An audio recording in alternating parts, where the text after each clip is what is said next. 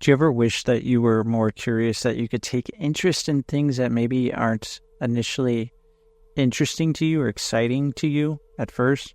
What if you had this skill just to really develop interest in anything and everything and anything, whether it's something that you have to do for work, for school, in your family, in your relationships, whatever it is. So in this video or this audio, you're going to really learn how you can pique your curiosity, pique your interest in just about anything. My name's Alex Morgan, and I help you align your actions, your beliefs, your dreams, and your thinking so that you can achieve success. And success is here, and you might as well be ready for it. And one of the easiest ways to achieve success is to be really curious and develop interest in things in an efficient way, because this will also give you a willingness to experiment. And these are two of the things that I always tell people on the first day of my trainings, that if you really want to get good at something or develop interest in something, that you need to be curious and have a willingness to experiment. So let's talk about how you can actually do that, because if you're listening to this, I'm sure it's pretty important to you.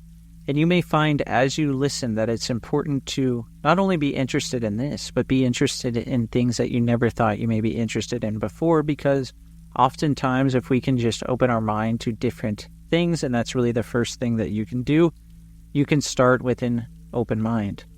Because oftentimes if you think about it, if your mind is not open, that means that you're rigid in your beliefs, you're rigid in your thinking. And oftentimes that is where disinterest comes from. If you have a preconceived belief or a notion about something, oftentimes you're not even willing to understand it.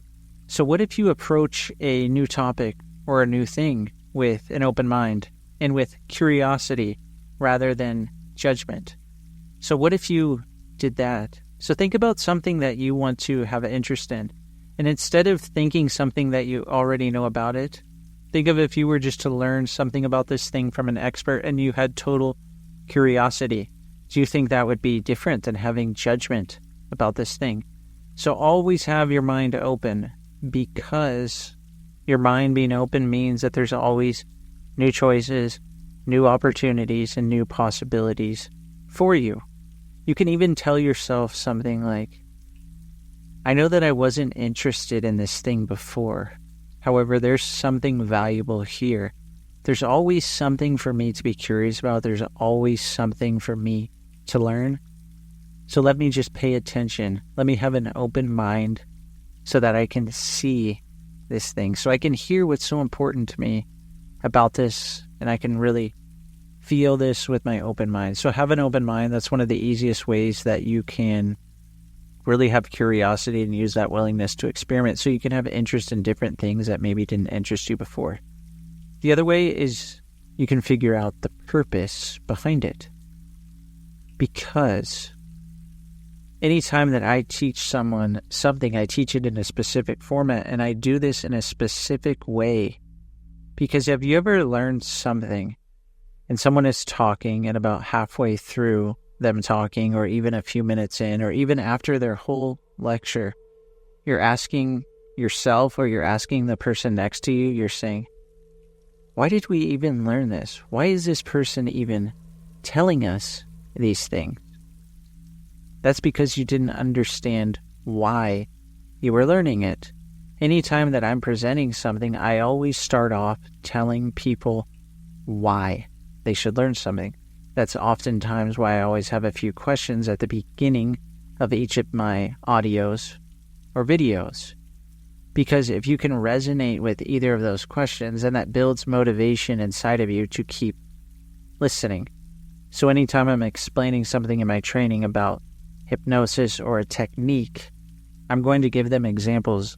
I'm going to say, what would it be like if you could learn something that could provide this result for you? And let's say someone was learning hypnosis to do more sales in their business. What if I could show you a technique that really helps you get more sales in your business? Would that be useful for you? That person would be shaking their head, and they would probably be raising their hand. So then when I explain what that technique is and how to do it, and then they practice it, they're going to be motivated the whole time because they understand why they're listening. So if you can understand the purpose of something, then you know why you should actually be learning that thing, and that will actually help you gain interest. That could be a skill that helps you professionally. That could be a skill that helps you in a relationship. That could be just a task that could end up bringing you joy. Or this could mean just having curiosity about a certain topic that expands your thinking. So if you understand why you're learning this thing and you're motivated to learn it, chances are you're going to be more curious and you're going to be more interested in it. So there's some things that you can ask yourself to really do this in a much more easy way. You can ask yourself, for what purpose am I doing this? What is the intention of this? What are the benefits of this? What would change if I was curious enough to learn more about this? And how does this connect with something else that I already care about? So those will all help you find a purpose to something. So that's the second thing. The third thing is, if you really want to become curious and interested and have a willingness to experiment, sometimes it's really much easier if you break something down into much smaller steps. A lot of people need to do this with goals. They have this big, ambitious goal, and they're focusing on the outcome. However, what helps you get to that outcome? It's taking small steps. It's taking small actions. It's having an intention every single day to do something that brings you closer to that goal. Because if something is a big, huge, ambitious goal or big, huge task, it may feel overwhelming. You may become frustrated, or you may find that it's hard to find interest. Just the other day, I was working on a puzzle, and I left the puzzle at the same spot for a while. I just had no interest in it. So I decided to sit down, put in a few pieces. Next thing I know, after I put in a few pieces, I started to see different parts of the puzzle in a different way. And soon enough, I became even more interested in putting even more pieces. And then I started to put in even smaller pieces together, and smaller things started to connect into even bigger things. And next thing I know, after about 45 minutes to an hour, I'm putting in the last pieces of the puzzle, all because I decided to break it down into smaller steps. So if you can focus on one thing at a time, one task at a time, one piece of that puzzle, and you start to put in that puzzle piece, that starts creating more of a big picture. You start to see more of it, and it doesn't feel like it's a huge task. It seems easier to dive into. And the last thing that we're going to go over now is you need to connect this thing to your existing interests.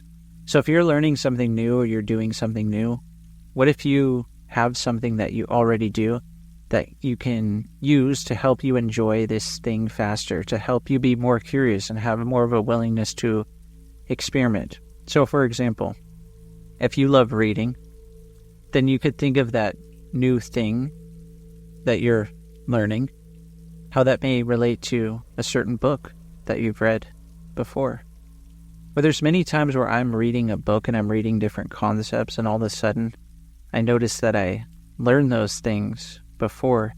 And as I'm reading them again in a different book, it starts to pique my interest, and I start to become even more curious in those things. And I then want to tell other people about what I'm learning and how that relates to other things that I'm doing. So you can connect different things that you're doing to other things that you're already doing.